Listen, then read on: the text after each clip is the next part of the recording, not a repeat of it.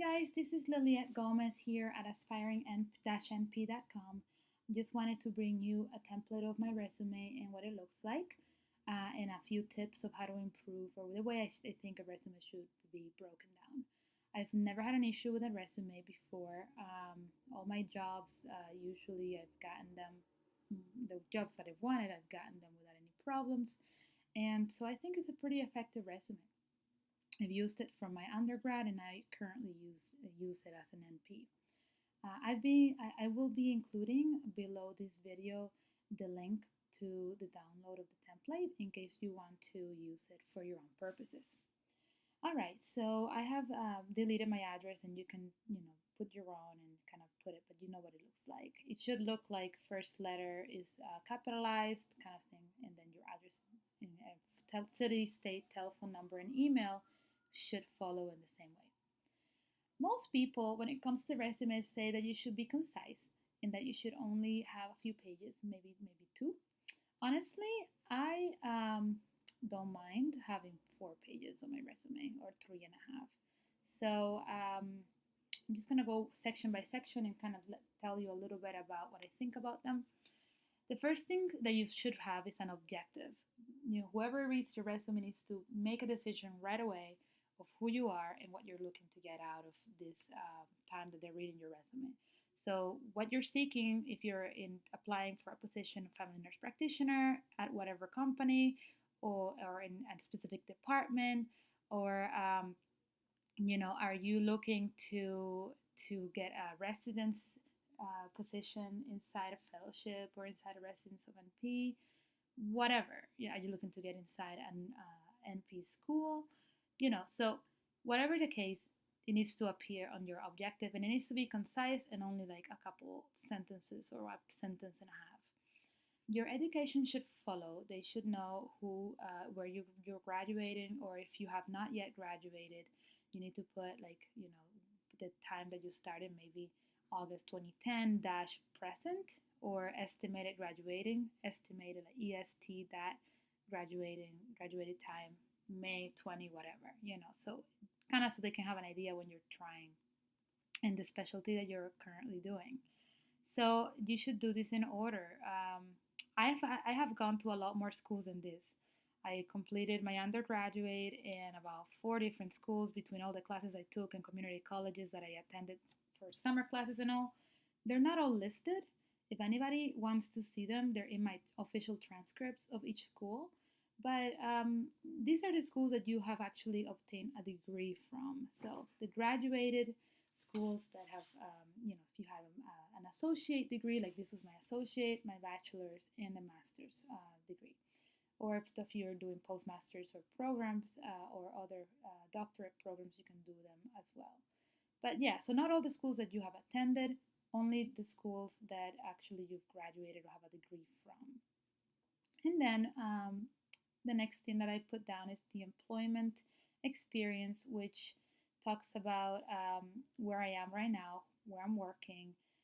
Even though I don't live in Scottsdale, Arizona, that's where their headquarters are at, and that is the address that appears on their website and in every document, official document. So that's the address that I put down, and just a little excerpt of what your job position entails, who you're serving, what your day looks like, and any other responsibilities that you may highlight to support your objective up here. And so I do that as well.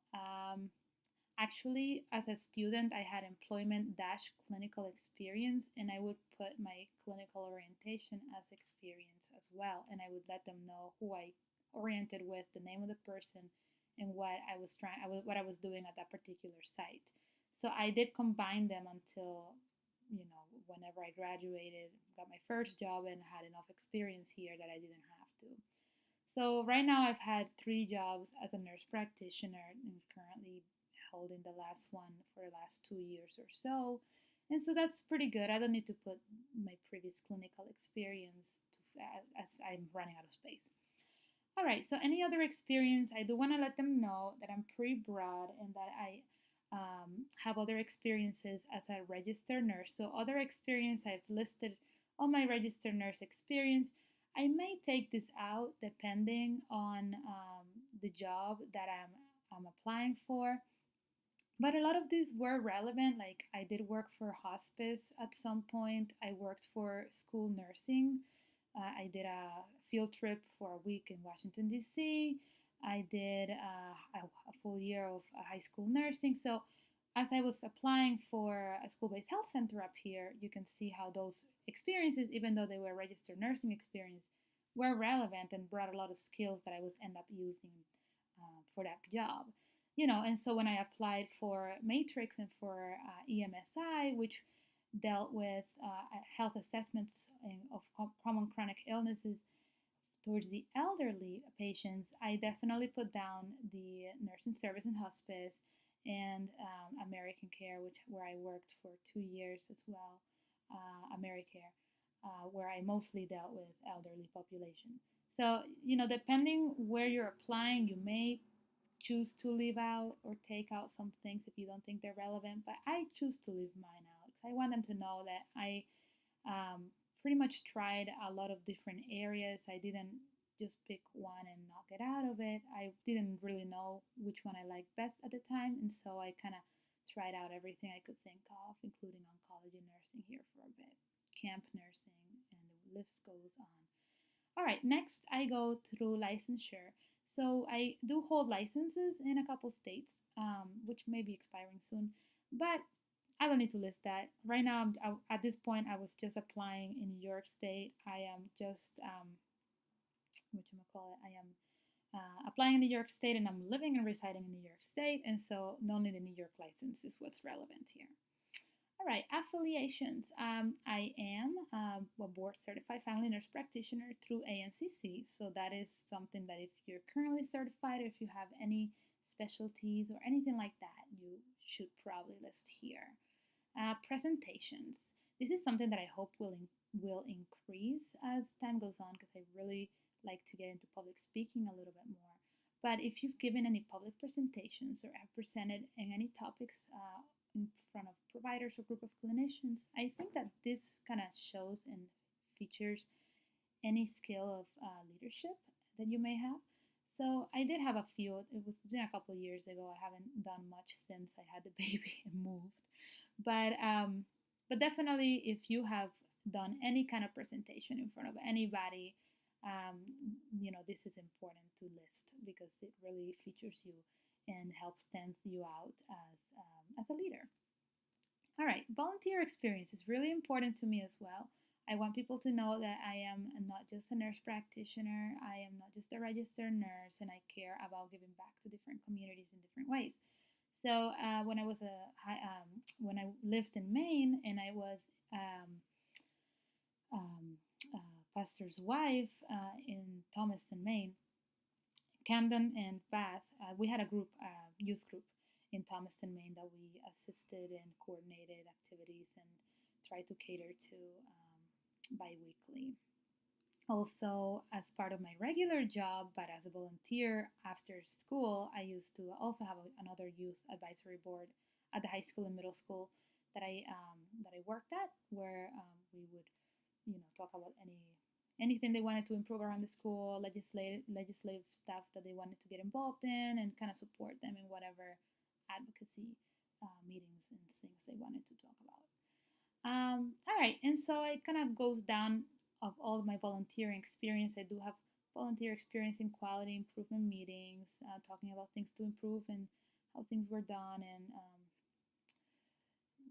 and so also mission trips, several mission trips. I did volunteer at a Hudson walk-in clinic when I was a registered nurse, 2 hours a week. It's closed since, unfortunately.